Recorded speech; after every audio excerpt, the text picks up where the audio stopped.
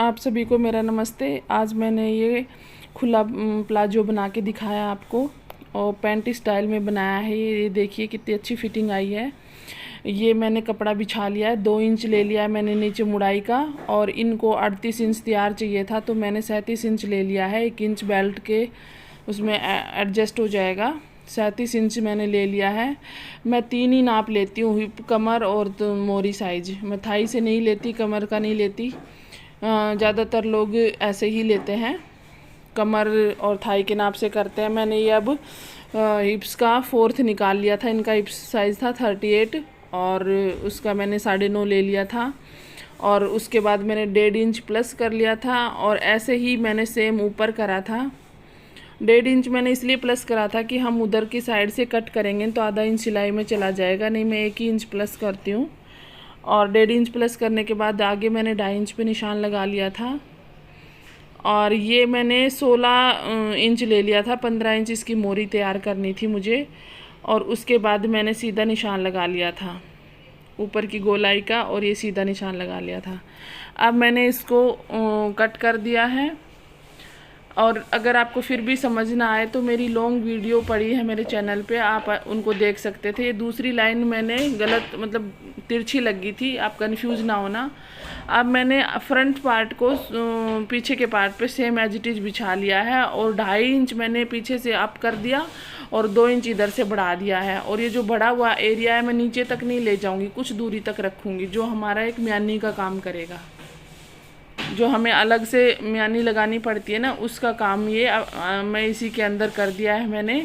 और ये लूज भी नहीं होगा और ना फटेगा, बिल्कुल ऊपर से एकदम फिटिंग आएगी। मैंने आपको दिखाया शुरू में, कस्टमर ने पहन के भी दिखाया। और ये मैंने बीच में से इसको कट कर दिया। सबसे पहले मैंने इसके आसन को जोड़ा था, दोनों को क्रोच एरिया जोड़ा था मैंने सबसे पहले।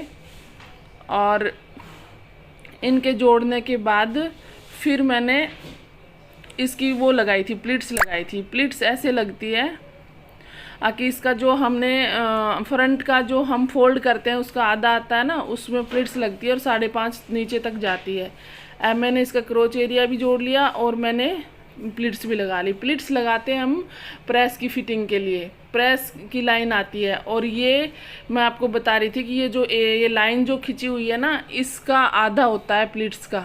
और ये मैंने बेल्ट ले ली थी। मैंने स्पीड में इसलिए की हुई है ये कि भाई वीडियो ज़्यादा लंबी ना हो। बेल्ट की लंबाई सॉरी इसकी जेब की लंबाई होती है 13.5 लंबी और 6.5 इंच चौड़ी। ऊपर से मैंने 1.5 इंच ले लिया था और ये चौड़ाई ले ली थी मैंने 6 इंच, और आधा इंच कट कर दिया था। कट करने के बाद अब मैं पॉकेट अटैच करने लगी थी। पॉकेट की एक मेरी फुल वीडियो है, मैं डिस्क्रिप्शन में लिंक डाल दूँगी आपको, आप देख लीजिएगा। बाकी मैंने इसमें भी आपको समझ आएगा। एक मैंने पैंट का उठाया है फ्रंट पार्ट और एक उठाया है मैंने पॉकेट का, नीचे वाला पार्ट छोड़ दिया है। और नीचे वाले पार्ट को अब हम खुला करके ऊपर ले आएंगे और इसको बाहर निकाल लेंगे, और इस पे अब मैं सिलाई चला दूँगी।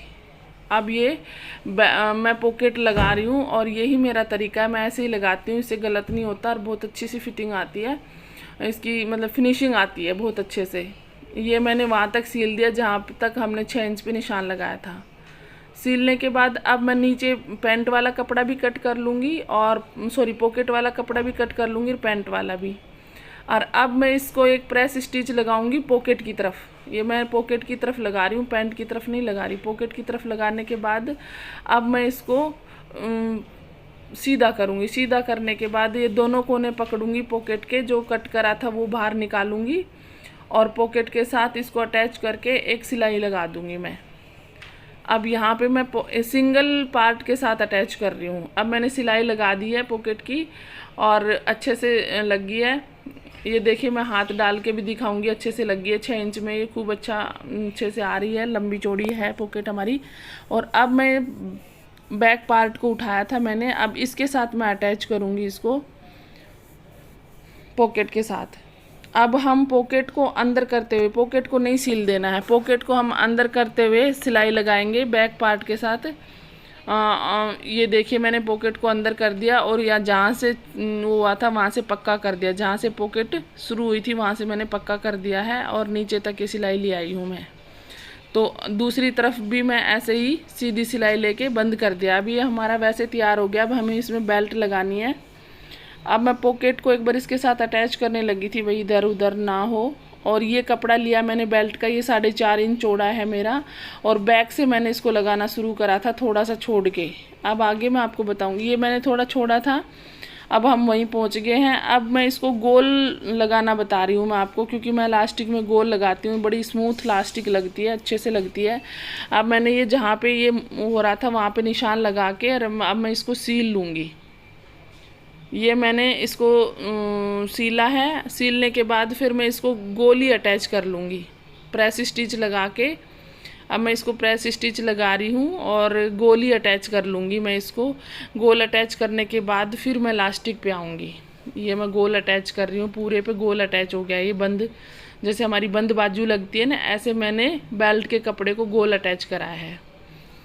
और फिर उसके बाद मैं बताने लगी थी कि जो कमर हमारी जो होती है ना, कमर, तो उसका कोई भी कमर साइज हो उसमें से 5 इंच लेस करना है हमें। 5 इंच लेस करने के बाद हमें वो लगाना है। इनकी कमर 31 इंच थी तो मैंने उसमें से 5 इंच लेस कर दिया था।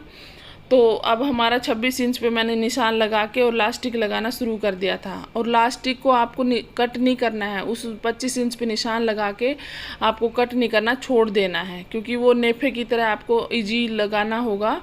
क्योंकि है ना, जितना नेफा होगा उतना आप ये लेके जाओगे ना तो आपको झोल भी नहीं आएगा, आराम से लगा पाओगे आप। अब मैं यहाँ पे वो निशान निकाल रही थी जो हमने लगाया था और उसको काट के, और अब मैं इसको जोड़ दूँगी लास्टिक को।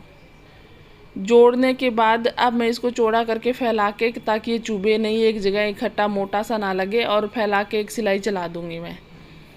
जब हम इलास्टिक पहनते हैं ना तो वो एक तरफ होता है तो चुभता भी है और कैड़ा सा भी रहता है। फिर मैं इसको वहाँ से बंद करने लगी थी जहाँ से हमारा खुला था। वो यहाँ पे थोड़ा सा इलास्टिक ज़्यादा खींच के फिर बंद करना होता है, नहीं तो झोल आ जाता है यहाँ पे। ये मैंने गोल करके लगा दिया था, हमारा लास्टिक लग के कंप्लीट हो गया था। और लास्टिक पलटे ना और सुंदर फिनिशिंग आए, उसके लिए मैं एक बीच में सिलाई लगाऊंगी इसके। और बीच में सिलाई लगाने के लिए दोनों हाथ एक लास्टिक को पकड़े कर आगे खींचे, तो ये मैंने लास्टिक पे सिलाई लगा दी थी। और अब सीखने वाली बात एक और है कि आसन को दोनों को एक साथ पकड़ के थोड़ी सी दूर पे सिलाई लगा देनी है हमें। फिर उसके बाद नीचे से सिलाई लगानी है, या मैं उतार लूँगी क्योंकि आसन एक जगह सही होने चाहिए। अब मैं नीचे आ गई थी। नीचे हमने जहाँ पे निशान लगाया था मोड़ने वाला, ये सिलाई चीरनी हमें, बीच वाली सिलाई चीर के, और फिर उसके बाद हमें नीचे की मुड़ाई करनी है। उसके बाद 15 इंच हमें मोरी तैयार करनी थी। 1 इंच छोड़ते हुए मैंने ये पूरी सिलाई लगा दी थी, पूरा